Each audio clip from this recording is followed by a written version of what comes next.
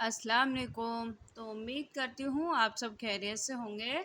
तो आज की इस वीडियो में हम पढ़ेंगे सबक नंबर 64 और उर्दू ज़बान की 5वीं किताब का सबक नंबर 64 और पाठ का नाम है रोज़ा ताजमहल। रोज़ा ताजमहल। तो आज हम ताजमहल के बारे में सीखेंगे, तो वीडियो को आप पूरा ज़रूर देखिए और वीडियो को लाइक कीजिए, ज़्यादा से ज़्यादा शेयर भी कीजिए। और आपने अभी तक हमारी पिछली वीडियो नहीं देखी हो तो उनका लिंक मैं नीचे डिस्क्रिप्शन बॉक्स में दे दूंगी, या फिर आप हमारे चैनल पर जाकर प्लेलिस्ट पर जाकर पिछली सारी वीडियो देख सकते हैं, जो कि हमने इस चैनल पर उर्दू ज़बान यानी हमारी उर्दू ज़बान की ये 5वीं किताब चल रही है और अभी हमारी ख़त्म होने वाली है, क्योंकि ये हमारा वैसे तो लास्ट चैप्टर है। इसके बाद ये हमारी ज़राअत शुरू हो जाएगी। ज़राअत का मतलब होता है खेती बाड़ी, तो उसके बारे में सीखेंगे। तो वीडियो को आप पूरा ज़रूर देखते रहिए। और इसके बाद इससे पहले हमने चमन उर्दू की 5 किताबों की वीडियो हमने डाल रखी हैं, साथ में ही नूरानी कायदा और बगदादी कायदे की भी वीडियो हैं। और फिर हमने शुरू कर दिए थे कुरान शरीफ के पारा, जैसे कि अम्मा पारा डाला था हमने सबसे पहले। अम्मा पारा यानी कुरान शरीफ का 30वां पारा, फिर अलिफ लाम मीम यानी पहला पारा, शेकुल यानी दूसरा पारा, तिलकुर रसिल यानी तीसरा पारा, लन तनालू यानी चौथा पारा, और इसी तरीके से अब हमारा चला 13वां पारा। तो अगर आपने किसी भी पारे की वीडियो नहीं देखी है तो आप हमारे चैनल पर जाइए, प्लेलिस्ट पर जाइए, वहाँ से आपको सारी वीडियो मिल जाएंगी। और साथ में कुछ रेसिपी की वीडियो भी डली हुई है, तो जो आपको देखनी है वो आपको मिल जाएंगी। तो वीडियो का आप लाइक से सब्सक्राइब करते रहिए। और साथ में ही हम हदीस की लाइव वीडियो भी बना रहे हैं। तो हदीस की लाइव वीडियो हम 9:30 से 9:45 से शुरू करते हैं, तो आप ज़रूर आया कीजिए लाइव वीडियो में, क्योंकि वहाँ हदीस की मालूमात मतलब हदीस में हम ज़्यादा से ज़्यादा सीखेंगे। तो आप ज़रूर आया कीजिए और वीडियो को आप लाइक से सब्सक्राइब करते रहिए। तो चलिए हम पहले इस वीडियो को ख़त्म करते हैं और उसके बाद फिर हम आएंगे लाइव वीडियो पे। तो उम्मीद करती हूँ आपको ये वीडियो पसंद आएगी, तो वीडियो को लाइक से सब्सक्राइब करते रहिए। तो चलिए हम इस वीडियो को शुरू करते हैं। अऊज़ु बिल्लाहि मिनश शैतानिर रजीम, बिस्मिल्लाहिर रहमानिर रहीम। रोज़ा ताजमहल।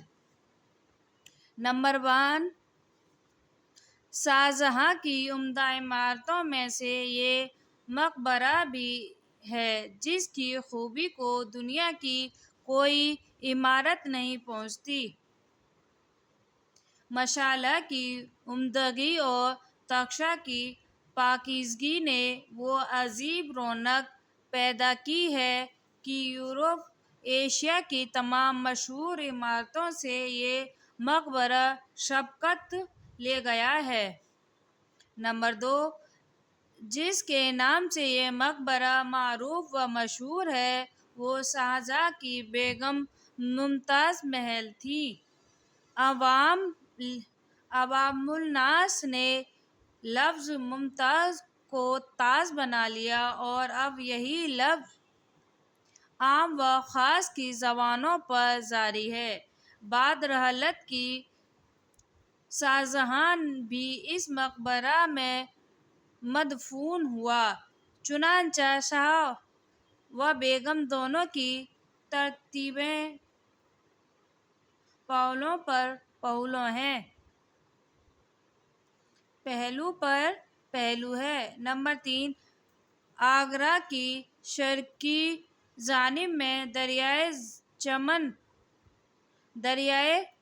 जमन के दाएं किनारे पर यह इमारत वाक़या है। संगमरमर के मरबा चबूतरे पर असल मकबरा बशकिल मसनद तामीर हुआ है। इसके ऊपर निहायत शानदार रकबा है। चबूतरे के चारों कोसों में 4 मीनार निहायत बुलंद और खूबसूरत बने हुए हैं। इनके अंदर मापिश ज़ेनब बनाया है। तमाम इमारतें संगमरमर की हैं, जिसको जलाकर मशअल आईना के چمکا دیا ہے۔ نمبر 4، اندرونی جانب میں کہیں تو ابھرے ہوئے بیل بوٹے سنگ